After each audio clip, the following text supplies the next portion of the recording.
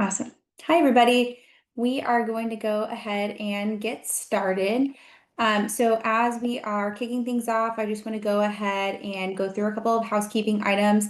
My name is Brooke McGivern. I'm a speech language pathologist and the Director of Marketing and Communications here at Tim's Medical. I am super excited and honored to have Brynn with us this evening to present on the topic, Sharpening Your View of Swallowing Recovery After ACDF Surgery. For those of you who are interested in obtaining ASHA CEUs for this presentation, we ask that you stay for the entire duration of the session and then complete a brief survey for us. The survey will be available for 7 days. I'll pop the link into the chat, and then it will also be sent out via email from Zoom. If you would like a certificate of completion for this presentation, send us an email at tims-univ@tims.com and we'll be happy to get that over to you. And finally, if you would like to watch the replay of this or you have friends who weren't able to log on live, the replay of this event will be up on the TIMS website within 48 business hours. So with that, I'm going to hand it over to Brynn. If you have any questions throughout the session, feel free to pop them in the chat or the Q&A box, and we will answer them at the end of the session. With that, I will hand it over to Brynn. Okay, thank you so much. My name is Brynn. I'm going to go ahead and share my screen here.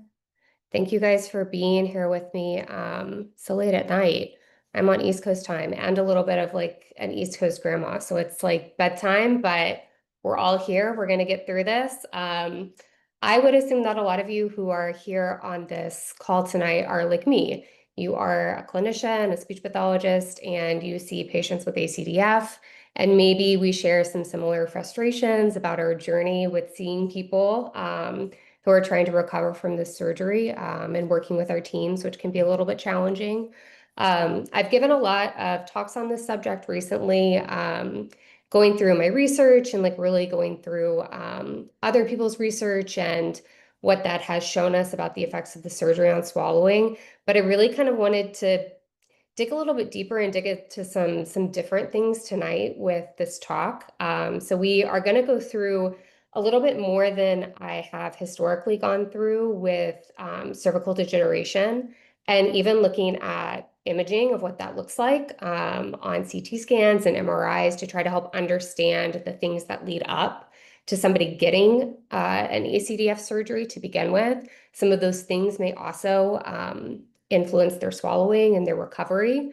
And then we will go through the basics of the procedure itself, go through the reason that this surgery can really have such an impact on the aerodigestive system from an anatomical and a surgical standpoint.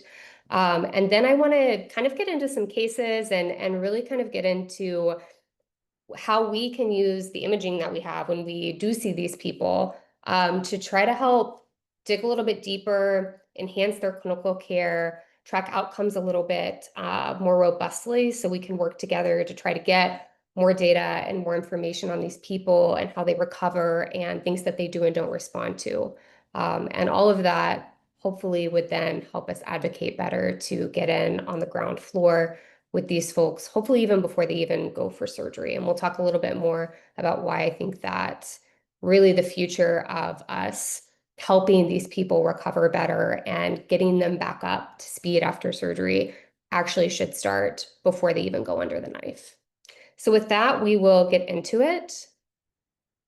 And these are my disclosures. This is what we'll be going through tonight. Said we'll start with talking about spinal anatomy and degenerative changes themselves. Then we'll get into introduction to the procedure and mechanisms that cause swallowing problems and how they manifest on imaging. We'll actually go through how to take some of these measurements that have been published in the literature. I'll show you guys how to do it using freeware from the NIH called a Fiji plugin.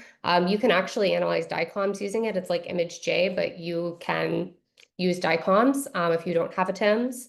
I tried to pull up the PACS because you can actually do some of these in the PACS too, but we'll talk about how you could do that. And then eventually, I didn't get around to it tonight, but I will share some resources for how to incorporate some of these measures if you want to in your clinical care. We'll talk a bit about typical recovery, and then we'll really get into complicated recovery and how that manifests and looks on some of our fluoro studies. And hopefully we'll get through it with plenty of time for questions and discussion, because that's really my favorite part of doing these talks is talking to you guys. So with that, we'll get into it. On the left-hand side, we have a lateral image of just the cervical vertebrae themselves. And on the right, we have an anterior posterior image. So this is like if we stripped away all the muscles and all the nerves and all the vessels, and we were looking at a fluoro and lateral and AP, these are the bones that we're working with. At the top, we've got C1 and C2, which actually don't have a disc between them. It's a joint that helps us kind of rotate and swivel. There's a bony portion of the second cervical vertebra that actually inserts onto the top. And then our occipital bone in our skull just kind of sits right on top of that. And it's this really nice bony joint system that swivels, and it's connected with ligaments and not actually intervertebral discs themselves. When we go down a little bit lower to C3, C4, C5, C6, C7, there's some space in here that is filled with these rubbery discs called intervertebral discs that are crucial for us being able to move comfortably. So if you notice, these discs are sitting and actually spacing out these vertebrae themselves, and there's a little bit of openings here behind the vertebra. When we fill this in a little bit more, we get a little bit more of the picture. This is the spinal cord and the brain stem. I whited it out in the AP view so we could see it a little bit better, but it actually goes up through the spinal column. And then these nerves come out from the spinal cord, and they actually come out through these bony processes of the vertebra to innervate all of our periphery, including breathing. So phrenic nerves comes out of here as well. And these discs are so crucial because they're what's allowing the space for these nerves to actually exit. So when we actually look at the vertebra themselves, we're looking from the top here. This is the vertebral body. This is where that disc would sit. It's actually covered in cartilage. So you have the bone, and then you have some cartilage, and then you have these discs.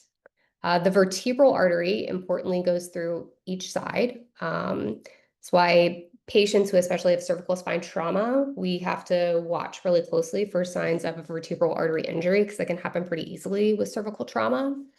And then on either side, there's a groove that I've kind of highlighted here.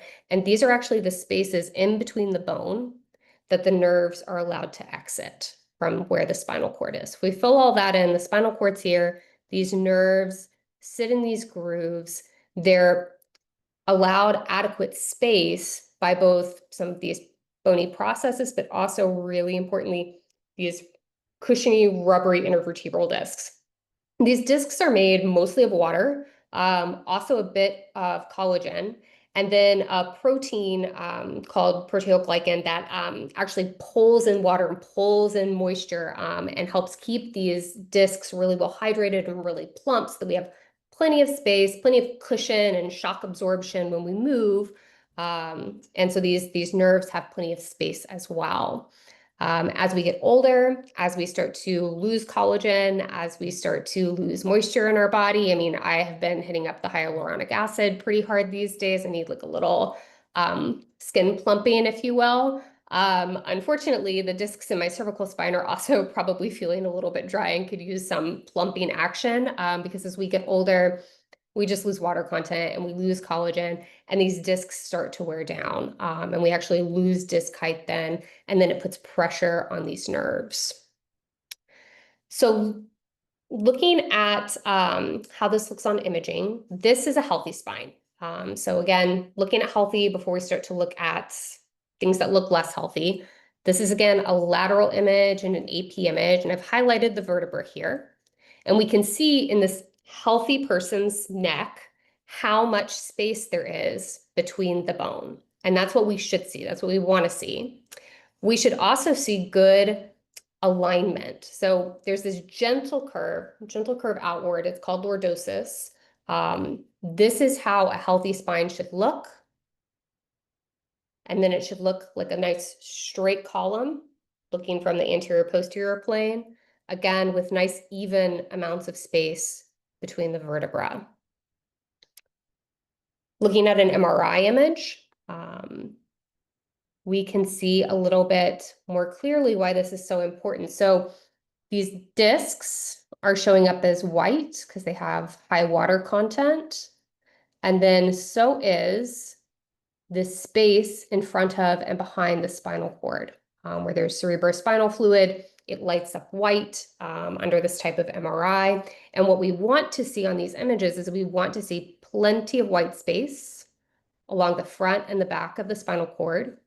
We want to see plenty of space in between these discs, and we want to see that they're lighting up a bit to show that they're healthy. We shouldn't see any bony projections on either side of the spinal column. We want to see pretty smooth, straight lines. And then as we look from the top, this is looking dead on, kind of like the vertebra that we saw earlier, looking from the top. We're at the skull base right now. This is a disc, this black spot. This is the spinal cord. And so we want to see this nice oval shape of the spinal cord. That means it's not being pushed on or compressed by bone or by osteophytes or disc herniation. And as we move down, we'll see the discs start to light up. And there shouldn't be any compression on the spinal cord. It should maintain its shape all the way down as we move into the thorax. Conversely, like I said, as we start to get older, as we start to get some disc desiccation, we start to lose disc height. Maybe we have some injuries.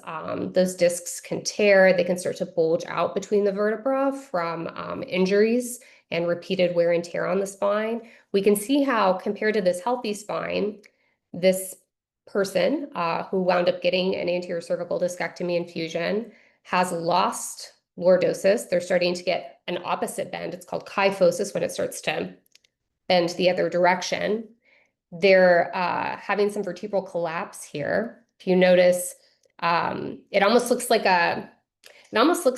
reminds me of like Harry Potter, Ron Weasley's house, how it's like held up on like all these stilts and magic and things. It's like, that's what this person's spine kind of looks like, where we've got this one kind of inverting down. These two look okay. Then this disc is completely, collapsed, and there's not very much space at all. And there's even a little bit of pressure here between these bone points.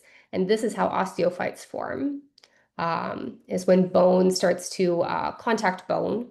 And then with mechanical load, these bony growths will respond to pressure by growing outwards. And that's how these osteophytes can form at the front and at the back. And so this person is having quite a bit of nerve pain from impingement of the spinal cord or the spinal nerves as they exit the cord and then try to exit the vertebra themselves. So looking on an MRI here, this is somebody with cervical spondylosis, which is a fancy word for degenerative changes, and myelopathy. Myelopathy happens when we have impingement on the spinal nerve or spinal cord, which we see here. So compared to the sagittal MRI that we saw a second ago, we can see that even though there's pretty good disc height still, the discs definitely look a little bit darker, but they're pretty evenly spaced out. There's disc herniation here and some bony growths that are really kind of squeezing in and compressing the spinal cord. We no longer have this nice white lines of fluid on either side, and it's really pinched off. And that can cause a lot of neurological symptoms, pain, difficulty with movement. And the only real treatment for that does eventually become surgery. So going back to thinking about the cervical spine and its relationship to the things that we all know a lot about and care a lot about, just the swallowing structures. Just looking anatomically at where those structures lie compared to the spine tells us a lot about how this surgical approach could affect swallowing, but also even how some of these degenerative changes might also affect swallowing. So the pharynx is sitting right here, and then the trachea, and then the esophagus, all in really close proximity to the vertebra. I think that most of us who have practiced for not even very long and done instrumental swallow studies have come across remarkably large cervical osteophytes that grow out and cause impingement in the pharynx, but also the esophagus. There's some thought even that when we lose a good lordotic curve, so going back to this image, as we start to lose lordosis, there becomes more space in certain parts of the pharynx and less space in other parts of the pharynx, and that can interfere with our pressure generation with swallowing. People who start to lose disc height, start to have lordosis, are also prone to inflammatory processes. Diabetics are pretty infamous for having intervertebral disc degeneration.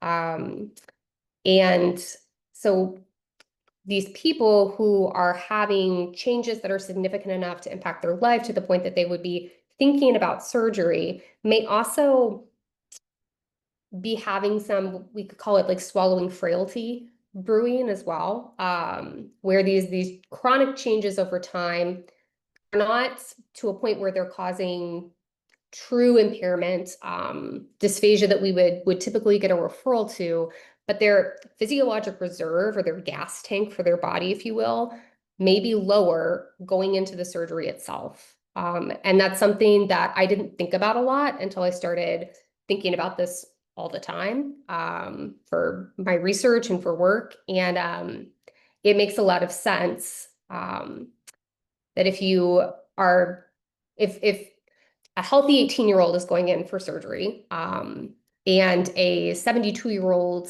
diabetic with CKD and, doesn't really move around a lot, has not been moving around because they're in pain and they have some weakness and maybe their nutrition isn't great, maybe they don't drink enough water because they only like coffee, they're not going to do as well with any kind of surgical trauma where their, body is already at a depleted baseline. And then we're going in and we're opening them up and retracting things and stretching things that aren't well hydrated. And there's not a lot of muscle or a lot of reserve to help build back from. So this is where I'm coming from with thinking that ideally, in an ideal world, we would be getting to these people before surgery as they're thinking about surgery. And that maybe even, if we're doing a workup, that we're thinking about doing prehab with these people to optimize them for surgery.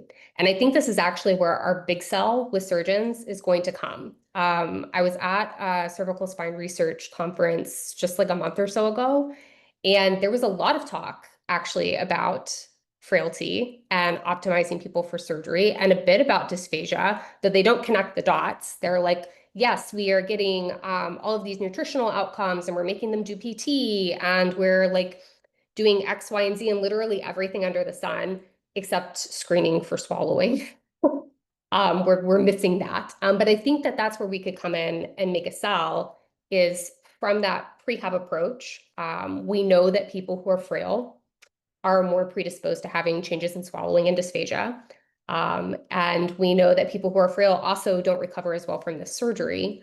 So if we can make a case to start getting in there a little bit earlier, I think that we could make a real impact with these people. And that's, I think, an easier sell coming in from the front. So we'll get back on track. I took us down a journey, took us down a tangent. Let's talk about the surgery itself. So when people have these degenerative problems that we've talked about that are just, they're not being controlled with PT, they're not being controlled with pain medication. There's even some school of thought that for the right condition, earlier surgery is better than waiting because it's such a structural problem and it causes this chronic wear and tear, and then it causes people to not move around a lot and causes other health problems that come along with the territory of not feeling well enough to move your body. That getting in there and intervening surgically earlier while somebody is still pretty robust and less damage has been done can be a better course of action. So the most common surgical treatment for these types of disorders is a procedure called anterior cervical discectomy and fusion, or ACDF surgery. And it's performed by creating an anterior lateral neck incision in the front of the neck, typically on the left side to avoid especially for lower procedures, because of where the recurrent laryngeal nerve runs on the right and where it loops around and inserts in the tracheoesophageal groove as it comes back up. We'll talk more about that in a minute. But one side of the throat open, then they literally put their finger in there and kind of pull and then put the structures in metal retractors so they can see the spine. And once they're there, they remove the intervertebral disc in question, the one that is causing problems. And they put in a bone or an allograft after they kind of pull open the space. They, depending on if there's impingement on the spinal cord, they might have to do a little bit of decompression in the back as well. But once they have everything nice and spaced out, the spinal cord is decompressed, the spinal nerves are decompressed, disc height has been restored, they'll put a bone or an allograft in place that over time will fuse with the vertebra themselves, actually create a long segment of bone. And the way that they secure it to give it time, because it takes weeks and sometimes even a little bit longer, depending on what's going on with the person and how well they heal, they will secure it with an anterior facing metal plate and screws, kind of like a cast. So this is what it looks like afterwards. This is a patient pre-treatment and a patient post-treatment. We can see that pre-treatment, they've got some pretty significant kyphosis. They've lost disc height here and here. And then after surgery, a more normalized alignment is present. There's definitely better disc height here and here where the hardware is in place. And their spine angle looks better. So that has been successful for them. Apologize for the graphic image. I should have warned you guys. This is what neck dissection looks like. So when we're thinking about how the surgery can impact swallowing, we generally are thinking about neck dissection and also retraction. So here we can see just how much they're having to open up and move out of the way to get that hardware in place. And we can see how far deflected, this is an endotracheal tube, and this is the larynx and the trachea, how far the structures that we use to speak and swallow are being deflected and held in place under these metal retractors. Thinking about, which one is more of the issue, I think this one is more of the issue than this one. Surgeons are very skilled people at maneuvering around arteries and vessels and nerves. So I worry less about a dissection injury than I do about all of those structures being spread apart and pulled and held aggressively with a lot of pressure under these metal retractors. And we know that the longer somebody is in the OR and the longer that their muscles and nerves and vessels are being held under, the harder it is for them to recover. And they have worse dysphagia symptoms and generally worse clinical outcomes. So looking at specific anatomy that may or may not be in the surgical field kind of depends on the level. Higher level surgeries near C1 and C2 are going to be a bit closer to the hypoglossal nerve. Hypoglossal nerve injuries are pretty rare with anterior spine surgery, but when they happen with these higher level procedures that also tend to be a bit higher risk because the vertebral artery is starting to come out around the level of C1 as well. But this nerve is critical for bolus manipulation and control, for speech, for propulsion and getting enough pressure generation behind the tail of a bolus to get it back and propelled inferiorly towards the esophagus. We can see in this cadaver image where cranial nerve 12 is coming out, and the vertebra are right back here. That's probably about the level of C2. A little lower down, we have the superior laryngeal nerve. The external branch is important for voice, and it innervates one of the laryngeal nerves that's important for pitch modulation.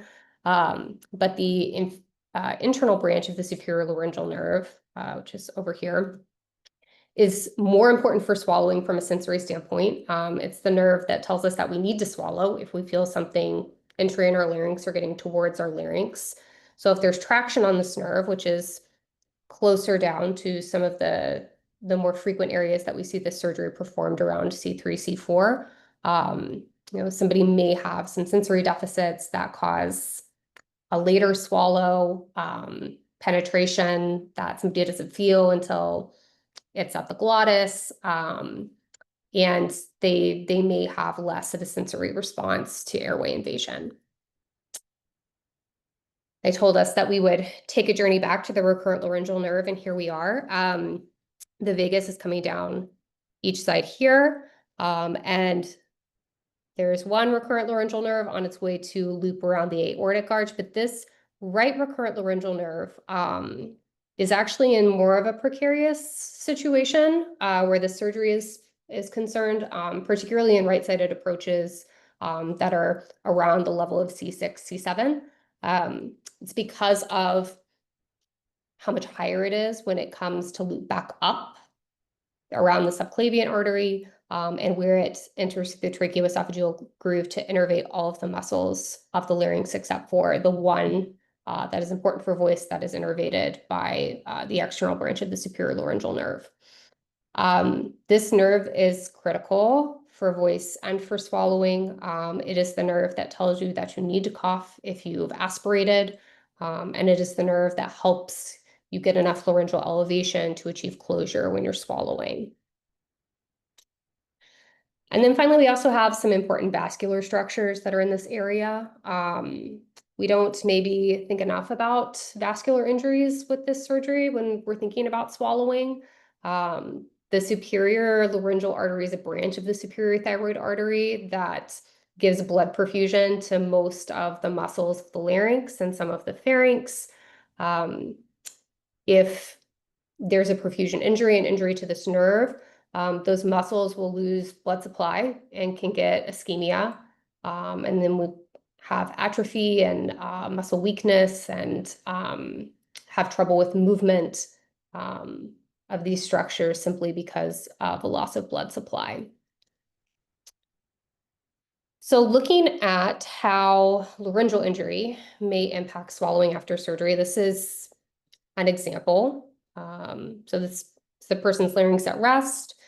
We can see that at peak, they don't quite make it all the way up to the top here. They don't completely achieve laryngeal closure. And so there's a little bit of penetration that's happening right here. But more concerningly, because they don't complete laryngeal closure and they don't eject that penetration, it descends to the level of the glottis as they relax and then becomes aspiration eventually. So this is one possible manifestation of laryngeal injury that we might see after this surgery. I have come to be equally, if not a little bit more concerned about the pharyngeal muscles and nerves, as opposed to the laryngeal muscles and nerves, as I've thought about this more and researched it more and worked with patients more. Surgeons, I think, are a little less aware of the pharyngeal plexus. They worry about it a bit less than they really worry about, the carotid, obviously, and the recurrent laryngeal nerve. And they worry about the larynx because that's the one that intuitively makes sense to them for swallowing problems. But the pharyngeal muscles are being heavily dissected and retracted. And there's this paper by a group of physicians and surgeons that was published in 2022 that looked at, they used cadavers and dye, and they looked at how visible the nerves that innervate the pharyngeal muscles, which are so important for swallowing efficiency and propulsion, how visible they are in the surgical field, and from different surgical approaches and angles, and really found that visibility is pretty poor. And so I worry a bit more about nerve injury and muscular injury to the pharynx, especially as we've looked a little bit later into the normal trajectory of healing for people after this surgery, that the pharyngeal muscles are not recovering as quickly as the laryngeal muscles and infrastructure are. When you look at the literature, the very little literature that there is that's actually used imaging and taking biomechanical measures to look at what exactly is going wrong, there's a higher incidence of aspiration and problems with elevating the larynx and keeping it closed for long enough and keeping it closed fully enough to prevent aspiration events in the first couple of weeks after surgery. And then that seems to get better for most people. But pharyngeal efficiency and residue is not quite back to normal yet. Even a month to 2 months, sometimes 3 months after surgery, sometimes more than that in a complicated recovery course. And that has implications for recovery from a nutritional standpoint. We're talking about people that were maybe on the precipice of being frail before surgery. This might push them over the precipice to truly being frail, and hurt their recovery outcomes. Oop. So we've talked a lot about surgical insult, direct trauma, compression, traction injuries that can happen from the surgery. But there are also things that happen in the body with any type of surgical procedure, and ACDF is no different, that can impact recovery and may impact swallowing. And a big one is physiologic modifiers that the body releases at the surgical site to upregulate inflammation and help with wound healing immediately after a surgical trauma. So when we're thinking about edema, where we have this fullness, new fullness, this is a main mechanism that we've thought of. Typically, true inflammatory post-surgical edema peaks 48 to 72 hours after surgery, and then it starts to get better for most people, not all people. But there is one longitudinal study that looked at plain film x-rays for the first year after ACDF, and actually found that it takes about 3 to 6 months for most people to return to a normal diameter of their prevertebral space after surgery. And that may be due to prolonged inflammation. We talked about these people may not have the best nutrition. They may have things in their health history that cause them to have chronic and systemic inflammation. Degenerative disc disease is highly associated with a lot of conditions that are inflammatory in etiology. So it's whether it's chronic inflammation or it could also be disrupted lymphatics, which doesn't get talked about very much in this population at all.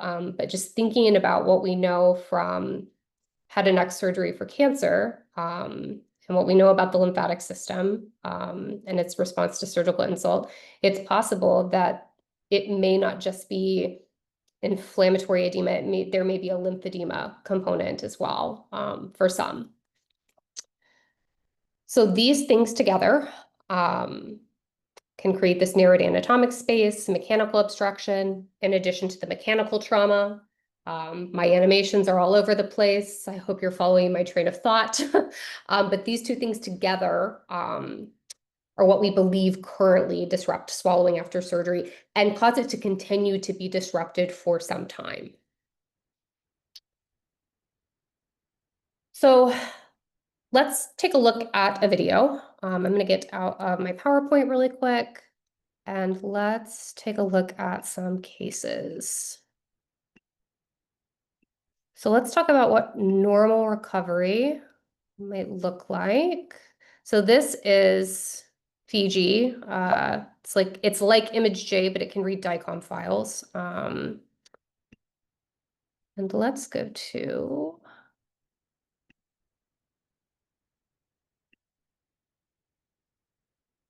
this case. So I'm going to show you this person's swallow pre-op, and then we'll look at it 6 weeks post-op. And this is kind of what I would consider like a normal looking ACDF swallow to be. That file didn't work. Let's try this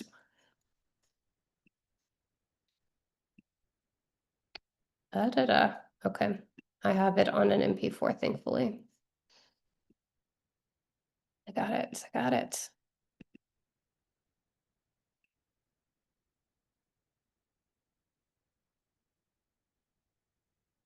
So many videos of ACDF. Okay.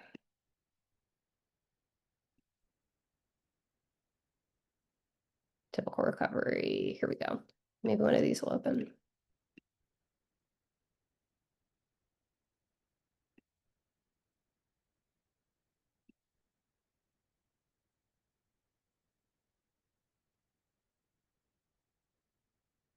Here we go. So this is a pre-op. Person hasn't had their procedure yet. Looks pretty good. We'll take a look at something bigger.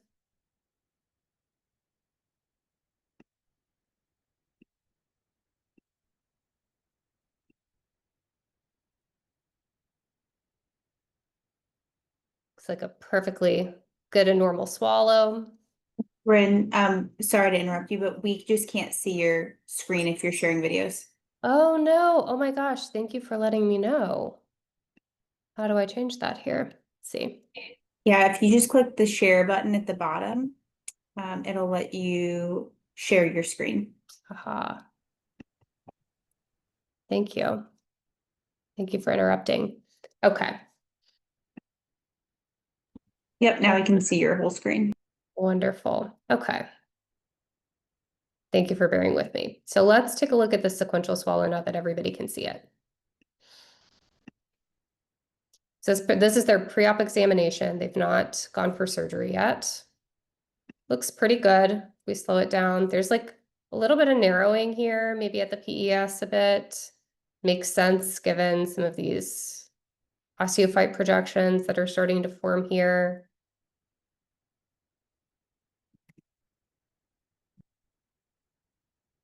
They've maybe got slightly less robust constriction, but it's certainly not problematic. It's not causing them to have residue. It's not causing anything to go into the airway.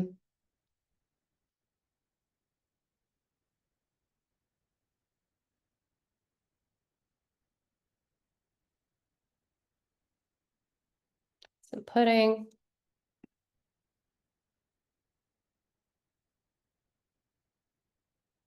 Look at a cracker.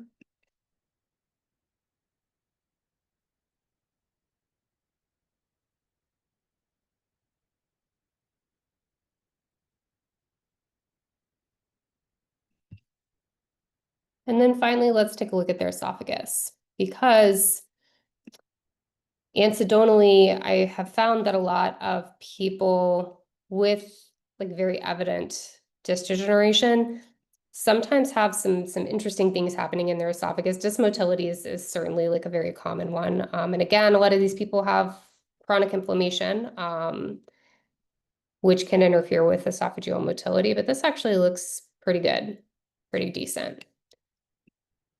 So let's see what it looks like about 6 weeks after surgery.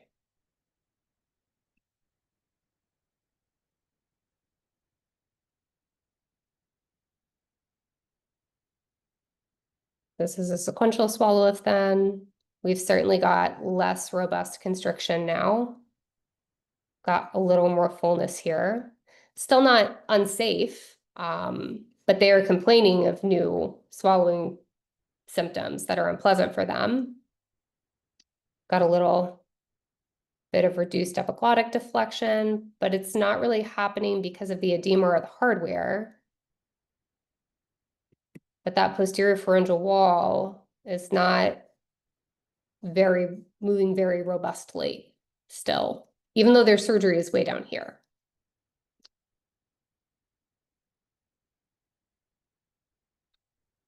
And we'll look at some pudding.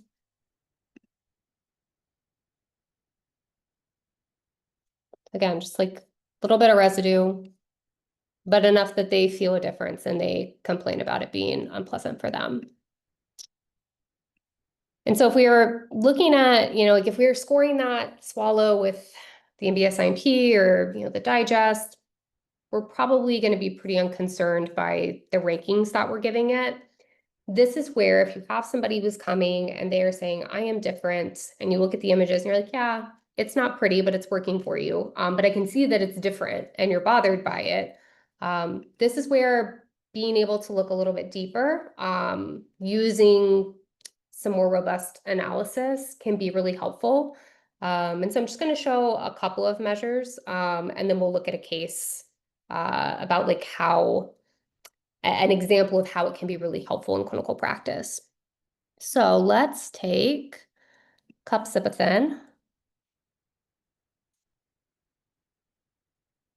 So for this population, I actually, for residue, I am prone to liking the bolus clearance ratio, which is by Rebecca Leonard. For this measure, you find the frame before the bolus enters the pharyngoesophageal segment, which looks to be about here. And then using some kind of outlining tool, which this is available in PACS, most PACS systems. It's available through something like ImageJ. TEMS has a couple of different ways that you can measure this. You're going to outline the area, the bolus, roughly.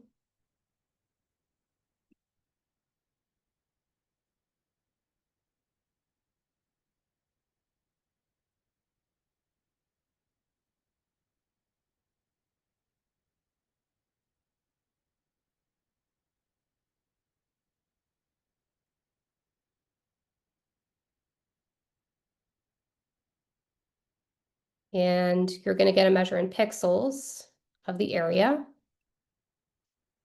Next, you're going to jump ahead to after the bolus has passed through the PES, and you're going to find the first representative frame of what was probably remaining during the height of the swallow. So we have some contrast that was trapped. That's probably a pretty good frame. You're going to measure what didn't clear.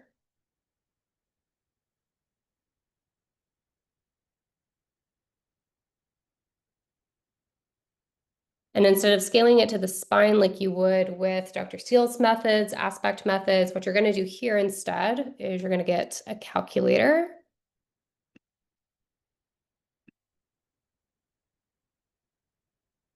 Especially if you're like me and you're like not super great with math. And you're going to divide the area that's remaining that didn't clear by the area of the bolus before it was swallowed. And you can multiply that by 100, and that's the percent of the bolus that is remaining in the pharynx. So this measure is also nice because it kind of complements digest nicely. In some of her work with healthy adults, Dr. Leonard has suggested that a BCR of more than 5% can be associated with increased frequency of penetration and aspiration events. So that's a helpful measure that can be incorporated. The way that I make it efficient is I have a spreadsheet where I actually keep all of my data, and I just add columns and I add in my input. And if I put my measures in here, this wasn't a 5 ml fen and I forgot what they were, but let's just say this was 20,000 and this was 3,000. It populates right here, and then I can populate it into one of these tables, and then I just literally copy and paste all of my measures. I have these all as drop-down menus into Epic, and it makes my documentation nice and easy. And I am trying to clean this up, and I may put this on my website, and we'll certainly like let Brooke know. I'm making a handout currently for this talk, and we'll include some of these resources with that. So this is kind of a typical presentation that I would expect after ACDF. If we look at some other measures that have been studied and shown to be altered after surgery, if we find the frame where the pharynx is maximally constricted, so there's the least amount of aero contrast present, we can scale it to C2-4 length.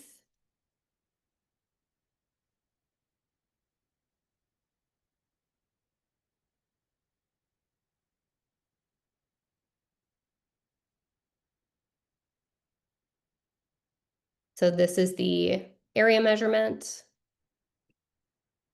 This is the length. We can go over to this handy dandy page here, and I can put in the area. I can put in the length in pixels, and then I can put in my formula because I neglected to do that. which is going to be area over C24 distance squared. And so it gives me a reading of 0.047, 0.045, and I can actually look at norms for that bolus. That is incorrect. It is. And see if it looks normal for this person, or if it looks elevated, which is helpful. So there's a lot that we can do to harness and use these measurement tools in our clinical practice. I tend to pick and choose the ones that I think make the most sense for my patient. I don't do all of them every time. I do the ones that make the most sense to me. But we can look at we'll jump ahead because we're a little short on time and look at a case where I think it's helpful and shows that it's helpful. So this is a patient that got multiple studies. They had complications from their ACDF, and they came for 3 studies about 10 weeks apart each. This is their initial swallow study. So we see some aspiration with then in small amounts. We see elevated bolus clearance ratio scores across the board. This is pudding. Quite a bit left.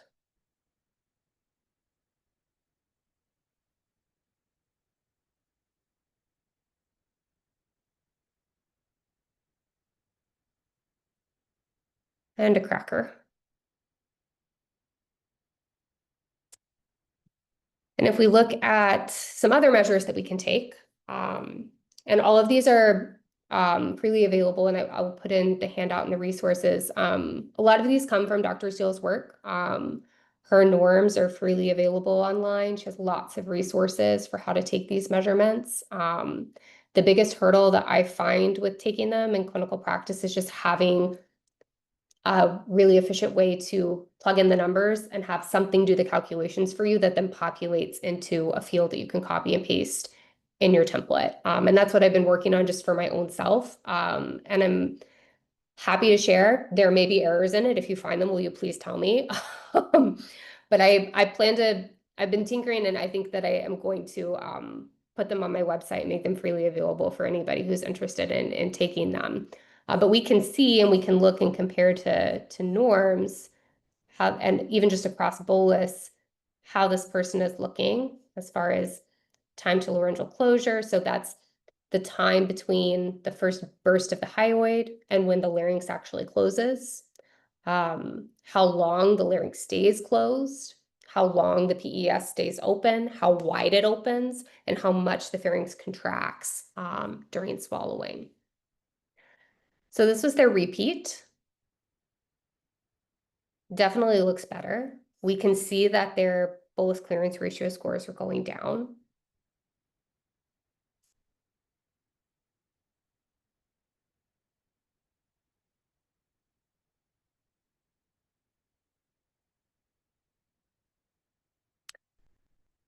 And we can see that their displacement measures are starting to look a little bit better.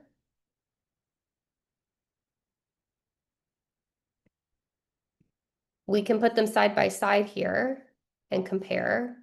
So bolus clearance is definitely improving. Airway invasion improved a ton between studies. And if we look at these measures, we can see that the posterior pharyngeal wall is becoming less thick. We can see that they're getting their airway closed faster and it's staying closed for longer. We can see that their PES is dilating and accommodating the bolus better than it was before, and that their constriction's improved. And that can be really helpful to document in numbers sometimes, especially if some of our other perceptual rating tools where the categories can be a little bit broader are too broad and they're not picking up on these small changes that are still meaningful. So with that, I have more slides, but I want to leave time for Q&A. So we can go back and look at some of my other stuff if questions come up about it. But really, and I also have the TEMS pulled up if we want to look at the TEMS, but I would kind of like to open it up for questions and know what you guys want to know more about. Awesome. So there are a lot of questions, so we can go ahead and dive in. All right, we'll start with Craig's question. Craig said, great idea for prehab. Do you have any suggestions on exercises? Could pharyngosize apply? And when you say screening for dysphagia, what do you mean by this? Would it be more beneficial to do an instrumental evaluation? Yeah, so we currently know nothing. That's where we're starting. Great, love that for all of us. I do think that there is a place for pharyngosize in these patients. Our research lab is currently running a clinical trial with frail and peripheral older adults looking at pharyngeal exercise plus protein. And we're also currently running a clinical trial with patients receiving ACDF surgery with pharyngosize and protein.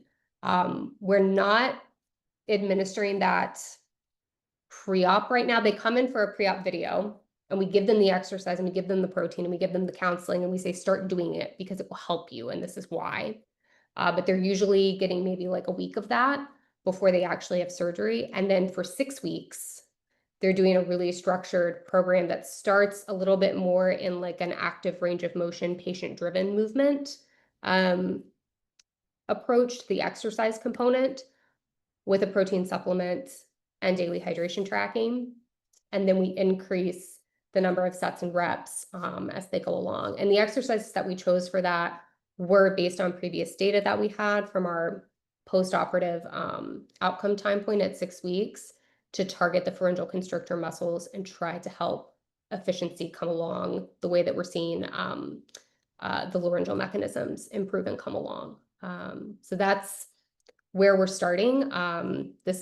That trial is going to be a small trial. It's really to kind of get pilot data and see where to take this next. But I actually think that exercise before surgery would be better.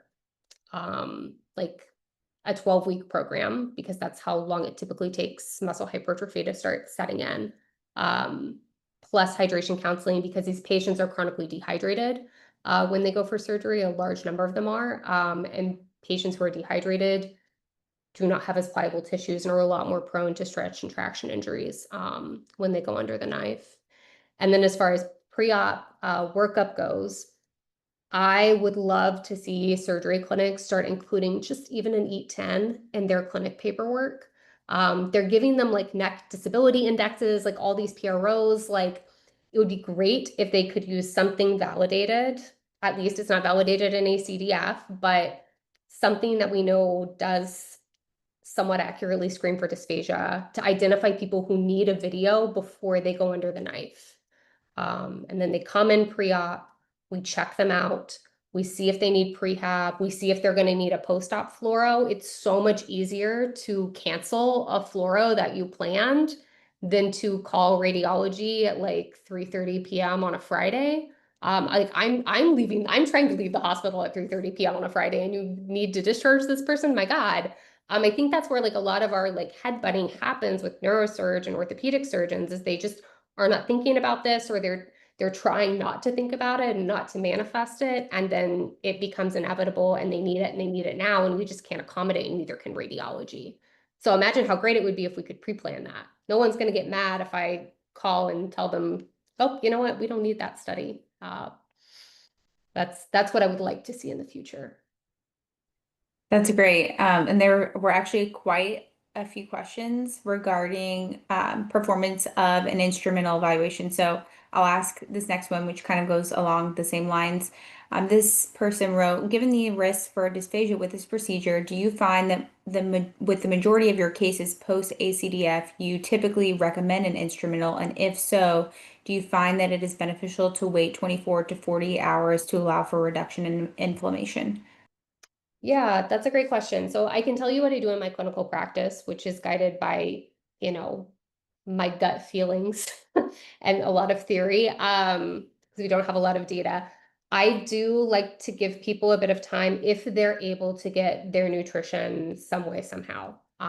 If somebody is able to get by on like some full liquids or some blended foods, and it seems like it's safe enough. I like to give them a little bit of time before we go for an instrumental. And then also, like, there are quite a few people, I think the majority of people will undergo the surgery, their swallowing feels off. It's mostly with solids.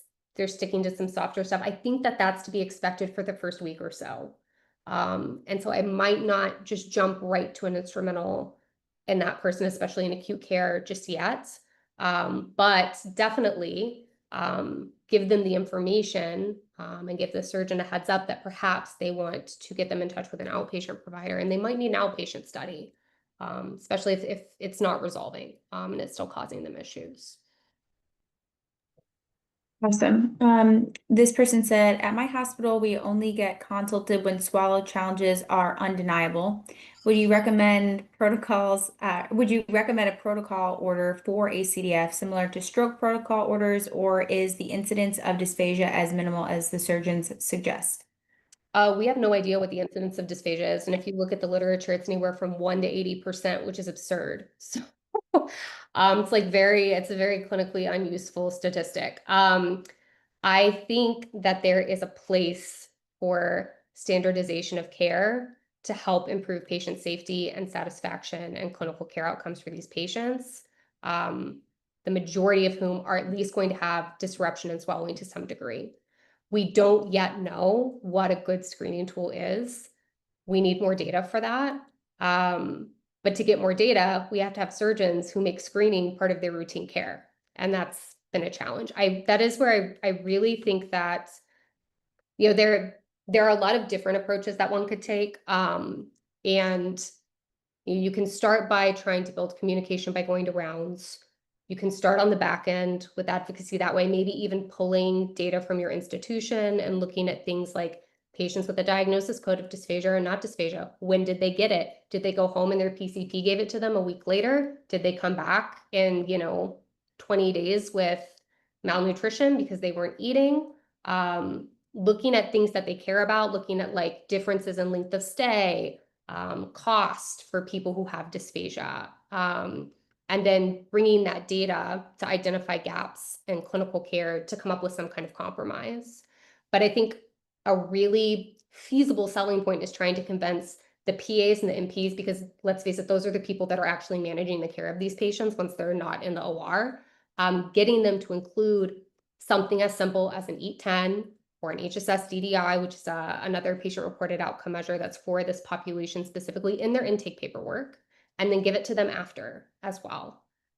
So that at least they're doing something to ask whether they're having trouble swallowing. I give the EAT-10 in acute care because it's pretty quick. And I am always amazed at the people that I go in, I explain who I am, they're like, oh, I don't need you, I'm fine. I'm like, do you have trouble swallowing? No. And then I'm like, is swallowing liquids effortful? And they're like, yeah, it is. Come to think of it, pills too. And sometimes I cough. I'm like, okay. So like, we're not asking the right questions sometimes, and a questionnaire can be helpful for that. And it gives us more data to start tracking outcomes and seeing if it's sensitive and seeing what the right threshold for a referral would be using that tool. So it's multifaceted, but if we can just get them to do something, that would be great. We've had several people write in asking what your thoughts are on the use of steroids for this population. I think it depends on the patient, and it depends on the case. So steroids, a big reason that some surgeons have been reluctant to use them in the past is because there is some data that correlates use of steroids with non-fusion and failure of the fusion, which is the whole point in getting the surgery. There have been, comfortingly, some other studies, some randomized control trials that have looked at rates of fusion and non-fusion over the course of a year. And those studies have pointed to delayed fusion, but that fusion does actually eventually happen. So for some people who need them, that might be appropriate and it might be necessary. I don't know if I feel like steroids are universally appropriate for everyone, but I'm not a surgeon or a physician. And I honestly think that we understand the inflammatory effects of this procedure pretty badly right now, generally. I know you briefly talked about just your team, what your team has recommended for prehab, but we have a lot of people writing in asking if you could give a little bit more specific information regarding potentially exercises as well as other tools such as SEMG, IOP, or EMST, if you have thoughts on using any other tools outside of our kind of more traditional swallowing exercises.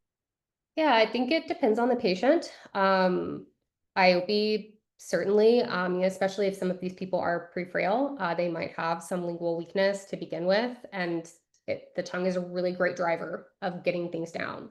So beefing that up could be helpful. Um, I don't know about SCMG, maybe if it's helping with muscle recruitment, but it tends to hit these muscles up here more than the muscles in the very back, which are the ones I'm the most worried about, the pharyngeal constrictor muscles. And my biggest concern with EMST, I think before surgery, yes, definitely. After surgery, I worry a little bit about pressure on the pharyngeal walls, and susceptibility for outpouching and pseudodiverticuli to form, which these patients are pretty prone to. Wonderful. Let's see. We will answer two more questions because I know we are after time and it's late on the East Coast. So one attendee wrote in and said, "What is your approach in trying to help this population in the acute care setting if surgeons are reluctant to consult and or adamant that their patient swallowing deficits will magically fix themselves in a matter of days?" That's a tough situation. I think that as like painful as it is, my advice would be one, to keep showing up to rounds, go every day, be there, make them see your face. It's a lot harder to be mean and nasty to somebody that you have to see every day. But also, rounds get you FaceTime with the mid-level providers on the team, the MPs and the PAs. And again, those are really the people that are making things run. They're also the people that know how to work with that surgeon and their flavor of particularness, because they all tend to have like their bugaboos, if you will, and dysphagia might be theirs. So I think trying to find a workaround from the surgeon and tracking outcomes data really, really is helpful. It's so hard as a clinician because like we just don't have time. But if you use Epic, you can pull it pretty quickly from Slicer Dicer. You can't pull like specific cases. What you can go into Slicer Dicer and do is say, give me everybody in the last 10 years that had an ACDF. Now show me the group that had a dysphagia code and the group that didn't after they had surgery. And it might pull from even after that admission. Now show me what the difference in length of stay was between these two groups. Now show me the difference in cost between these two groups. Now show me the difference in feeding tubes or, other outcomes that they care about between these two groups. And sometimes having that data, then you bring that data to the NP or the PA and you talk about it with them and you kind of like work within the confines of your institution on a plan. But it's tough. The first institution I worked in, we had a really hostile relationship with neurosurgery. We called it the Death Star. It was horrible. But I think it's better now because they've worked at it for going on 10 years now. It does take time and persistence, I'm afraid, and more data. And unfortunately, we just don't have the science or the data to guide you right now. So we're all kind of flying blind. Um, just in respect of everyone's time, we'll just ask one more question and then we'll wrap up. Stephanie wrote in and asked, "Do you know if there is a recovery timeline severity difference for patients post-traumatic versus non-traumatic ACDF?" Yeah, that's a wonderful question. We don't have a lot of data on that, but I think it depends on the level of the trauma, and I think it depends on the condition of the person. I definitely think that older individuals that have fall and fracture their cervical vertebra tend to not do well after surgery. Definitely worse than these primary elective cases. If you have a spinal cord injury, that is going to be worse. If you're a pretty young person, and you had a kind of a freak accident and maybe like a small fracture, where you herniated a disc and you're, going in for surgery, you may do a bit better if your baseline was better. But I think a lot of it does come down to not just the mechanism of injury, but how that person's health and robustness was beforehand. Definitely. Brynn, thank you so much for your time and expertise this evening, and thank you all for joining our webinar. I know there were a lot of questions we did not get to, so if you have questions that we weren't able to answer, send us an email at tims-univ@tims.com and we can forward those to Brynn.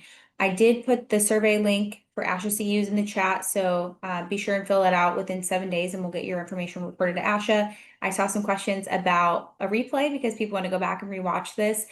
This event will be posted on the TIMS website within 48 hours with Brynn's resource. And then there were some questions about measurements. So again, you can come back and watch this replay. And then there were some questions about measurements in TIMS. Feel free to send us an email if you want more information about measurements in TIMS. And I see one more question about a survey. I'll put the link in there again. And with that, we're going to go ahead and close out for this evening. Brynn, do you have any closing thoughts? My closing thoughts is thank you all for being here late at night on a Thursday. I really appreciate your interest in this and being such a great audience with so many questions. Please let me know what your questions are. I'm pretty easy to find online. Find my email on my LinkedIn if you have questions too. I'm friendly. Send me an email. Thanks, Brynn, and thanks everybody. Have a great night.